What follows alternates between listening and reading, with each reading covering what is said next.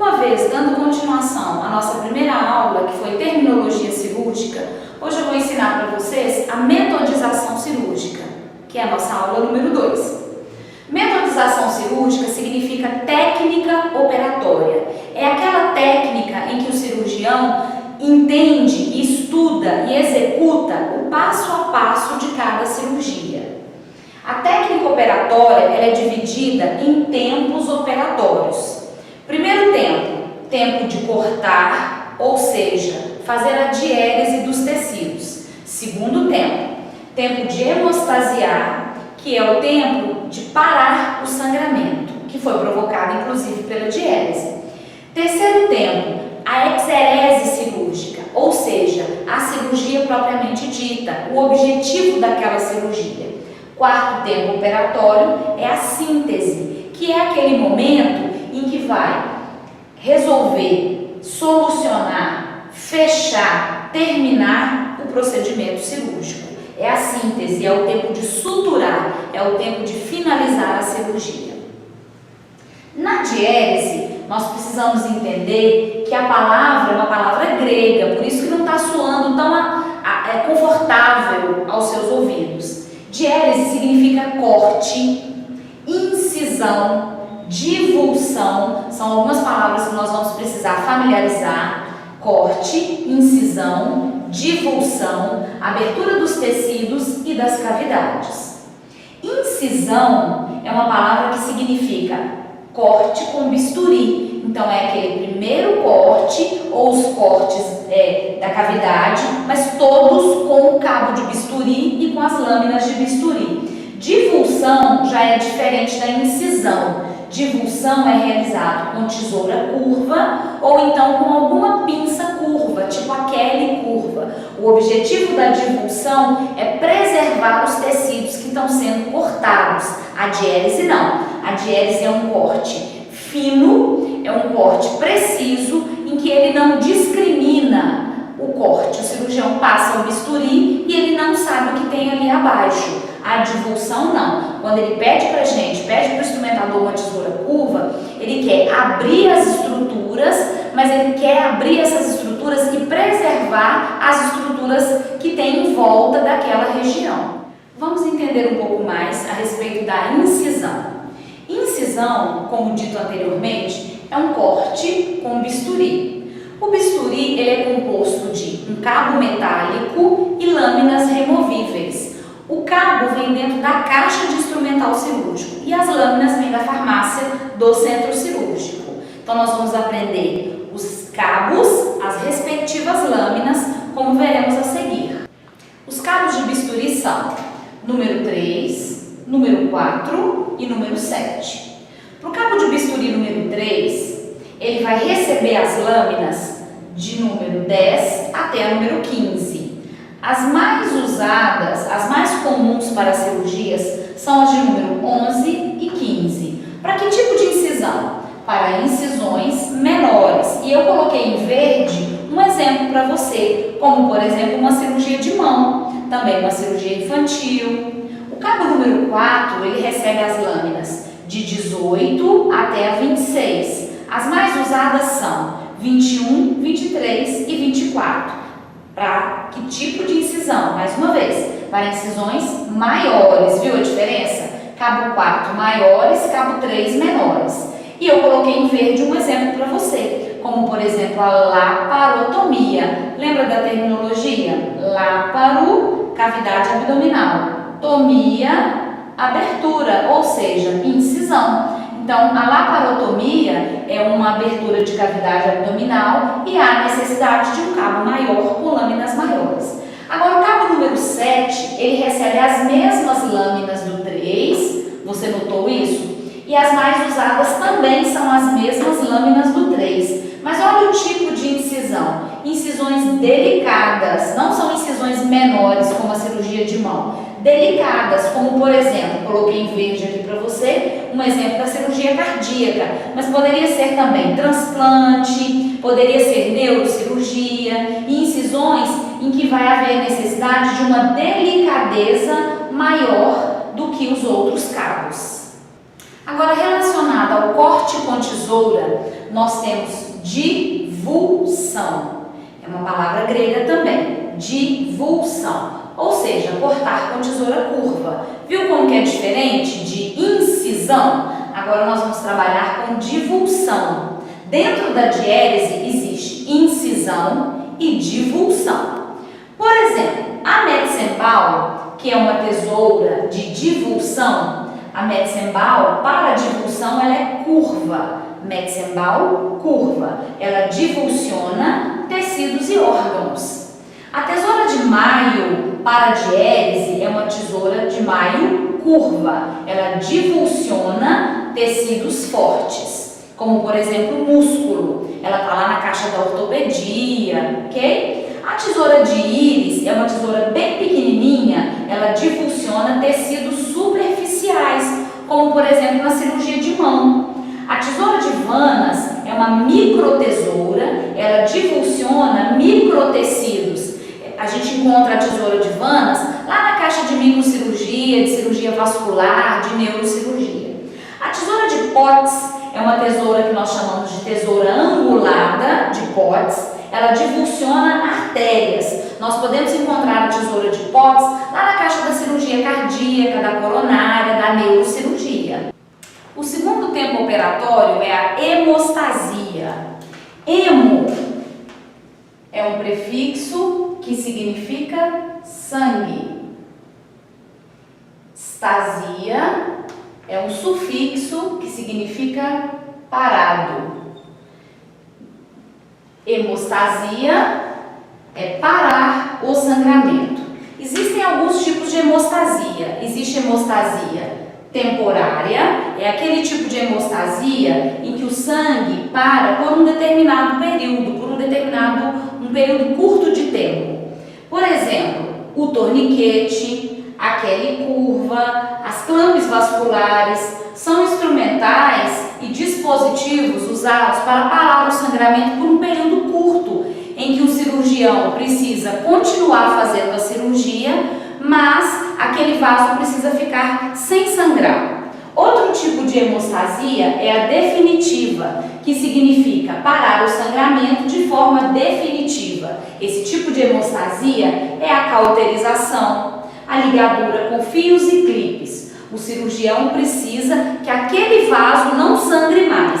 Ele pode lançar mão de algum desses tipos de hemostasia. E a preventiva é aquele tipo de hemostasia que para o sangramento antes de cortar, antes mesmo de fazer a diérese. Como assim? Usando, por exemplo, anestésicos locais com vasoconstritor, ou seja, anestésicos que diminuem o calibre do vaso e esse vaso não vai sangrar quando fizer a diérese. Ou então, o torniquete, mais uma vez, que está aqui na temporária, volta aqui na preventiva.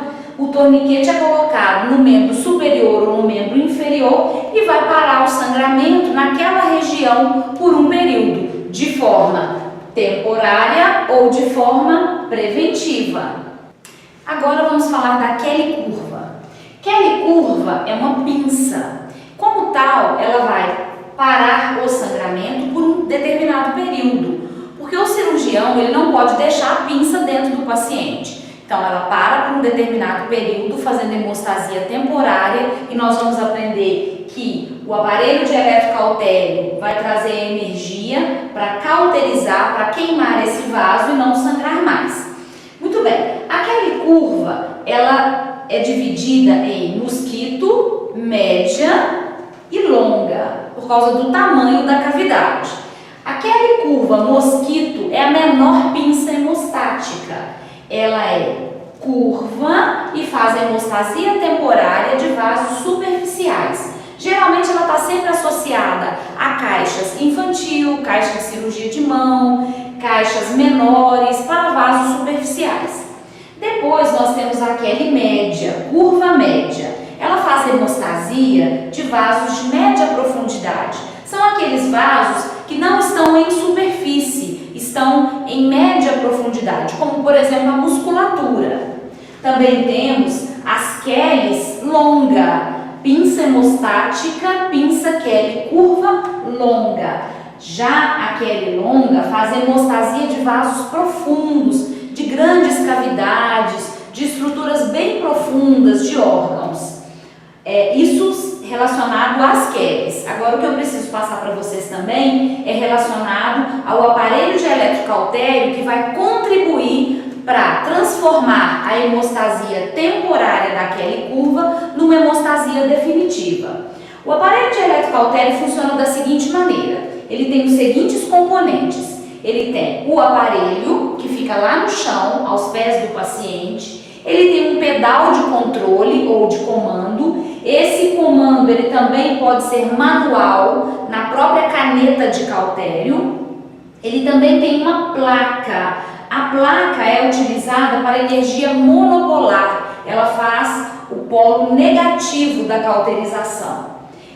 No caso da bipolar não há placa, nós vamos aprender. E em relação às canetas de cautério, nós temos caneta de cautério monopolar, que pode ter o controle na própria caneta, ou então uma pinça bipolar. A pinça bipolar tem a seguinte diferença entre a caneta de cautério monopolar. A caneta de cautério monopolar, ela possui apenas um polo. Nesse polo, ela faz corte e cauterização. Já a pinça bipolar, ela tem dois polos de energia, positivo e negativo. Ela faz apenas coagulação ou cauterização dos vasos. Muito bem. A monopolar possui apenas um polo. Esse polo é positivo. Eu fiz um desenho esquemático aqui para que vocês entendam. Ela parece uma caneta, por isso que ela é chamada de caneta de cautério monopolar. Ela possui apenas um polo. Esse polo é o polo positivo. E o polo negativo, para fechar esse curto? O polo negativo é uma placa que é posicionada nas costas ou na coxa, no glúteo do paciente, fechando assim o polo positivo, placa negativo, fecha o curto e é cauterizado o vaso que está sangrando.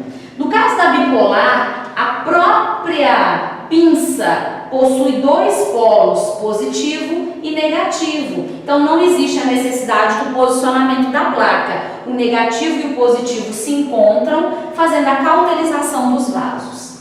A monopolar, ela faz corte e cauterização. Possui apenas um polo, mas ela tem duas funções: corte e cauterização. Ela é uma cauterização básica, está em quase todas as especialidades cirúrgicas. A bipolar, ela faz somente cauterização, porque o formato dela é de pinça, então não tem o corte do bisturi elétrico, ela faz somente cauterização. A cauterização ou coagulação ela é bem mais delicada. A neurocirurgia, a cirurgia cardíaca, os transplantes tem mais preferência pela bipolar, porque ela é muito mais delicada e a hemostasia é bem mais precisa do que a monopolar.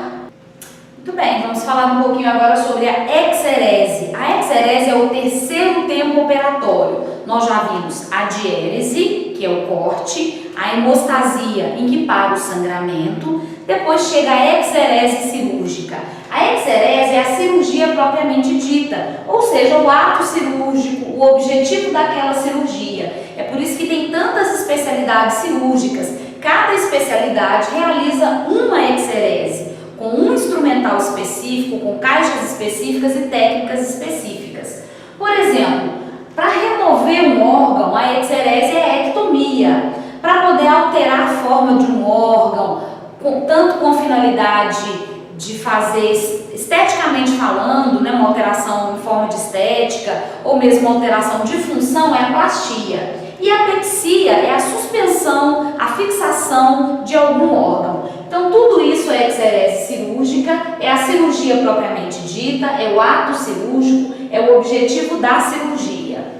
São inúmeros os instrumentais de exerese. Por exemplo, a ortopedia, eu creio que seja uma das especialidades que tem o maior número de instrumentais cirúrgicos, específicos somente para exereses. Por exemplo, o paciente que teve uma fratura, ele vai ter que usar furadeira, ele vai ter que usar parafuso, haste, broca, vai ter que usar chave sextavada, outros tipos de chave para fixação desses parafusos. pode usar martelo, por exemplo. Então, a ortopedia, ela possui uma grande variedade de instrumentais cirúrgicos e essa variedade vem de encontro à exerese. Só a especialidade ortopedia tem inúmeros instrumentais de exerese, caixas específicas. Para vocês terem uma noção, por exemplo, numa cirurgia de quadril, usa-se aproximadamente 9 caixas de instrumentais específicos. Então é muita coisa. Agora, nesse momento, eu quero que vocês entendam,